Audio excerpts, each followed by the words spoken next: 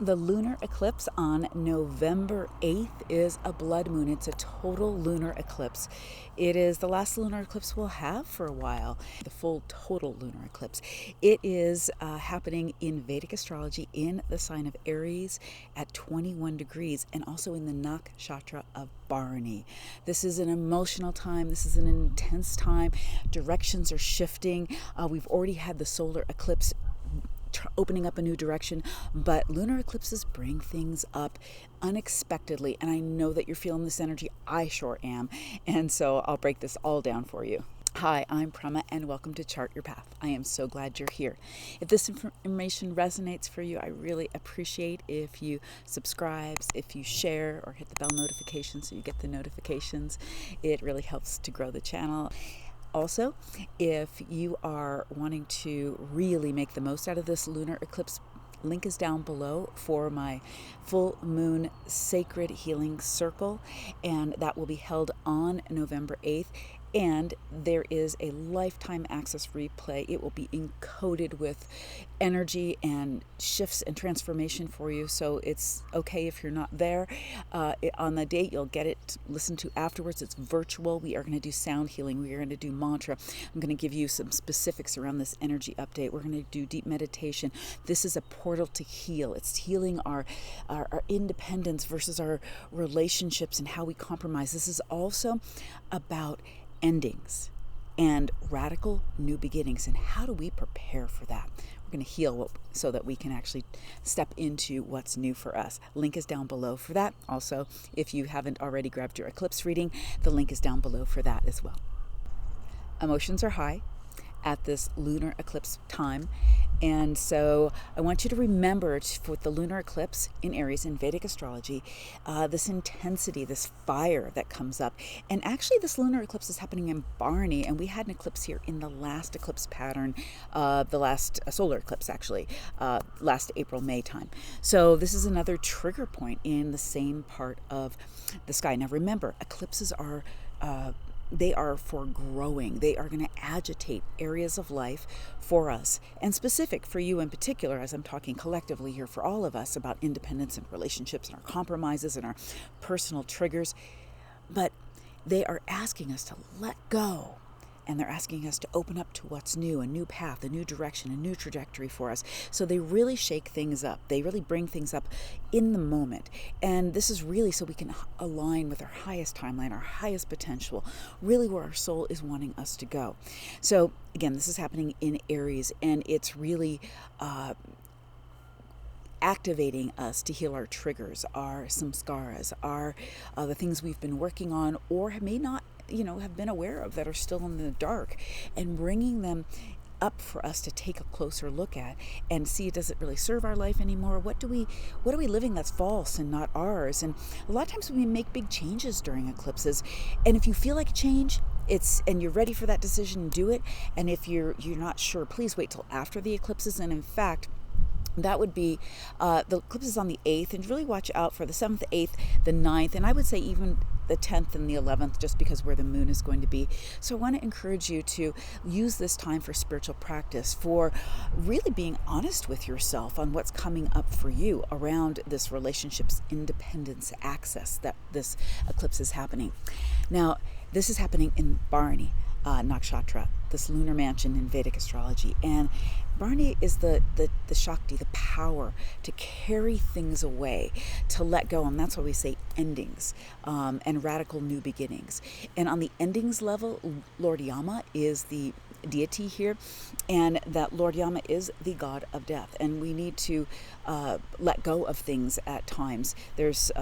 And sometimes there is a death to a relationship, to a way of being, maybe to a career, to a belief system you have. And Lord Yama here is to help us to make that end. And also, the yoni here is the symbol, which is our birth. It's the birth canal. So birthing something new. But, we sometimes really need to end something before we open up to what is next. So this, for the whole next this whole time that we're in, you may see after this eclipse too, endings and new beginnings continuing to play out. And what is keeping you from letting go so that you can finish some things up and start something new? And that's so much what the Healing Circle is going to be about, which the link is down below for that. The portal is open for healing these triggers. And communication has been tough in a relationship. Venus has been in a tough place in relationships. The last eclipse, the solar eclipse we had in Libra, really agitating our ability to compromise and what our desires really are. And desire is different than maybe, the real divine aspect of love. This access here that we're working with, your freedom. Aries, we want to birth something new. And so this new beginnings piece is really important. But if we feel tied to things that feel like obligations or aren't ours to do, that really hinders our sense of freedom and independence. How can we have what we want for ourselves and be our own growth trajectory, but still have kama, still have that enjoyment of others and relationship with others? We have to watch out for our people pleaser. We have to watch out for our rescuer. The rescuer can really come up because that's another way of being in a relationship that doesn't necessarily serve us. So the dates around the eclipse, that you want to avoid, again, is the day before, the day of, and the day after, 7th, 8th, and 9th, but I would even say till the 11th. Watch your communication because of the fact that Libra is so affected by these two eclipses and Venus is combust the sun and has been. That's not really helping on the relational level, but also Mercury is right combust the sun. And when I say combust, it's kazami, which means it's exact with the sun during the eclipse. Now, this is actually a very potent aspect, not great for communication, but it's very potent and it can give this really clear sight, but it's going to be an inner sight.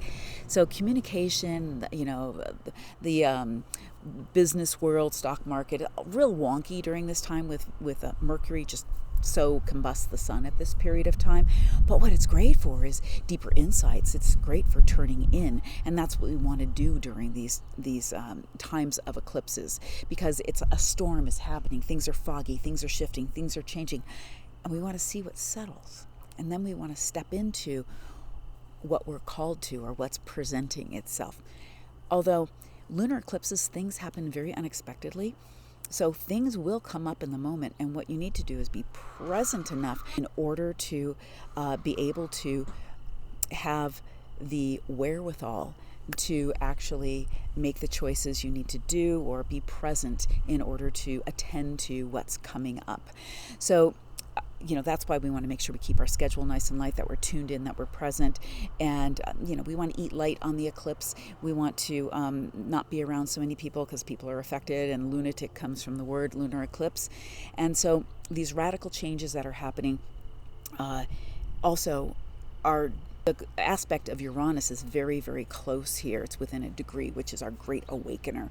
So that's bringing on another aspect of things coming in unexpectedly. That's not to scare you. It's just that what you need to let go of, it is time, because what's new wants to come in for you.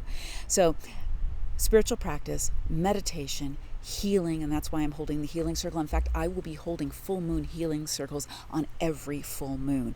So you can count on that and always be looking for that, because these are these portals for healing and for manifestation, clearing and creating. And it's such a potent, important time. So take time for yourself on this full moon. Take the pressure off. Don't put pressure on others, and really invite yourself into the insights that can come through during this lunar eclipse. Keep your schedule a little looser and really honor yourself. If you're wanting to know how all these eclipses hit you, the special I have running for eclipse readings will run through midnight on November 8th. So grab your reading if you really want to find out how this is hitting you. All right. So much love to you.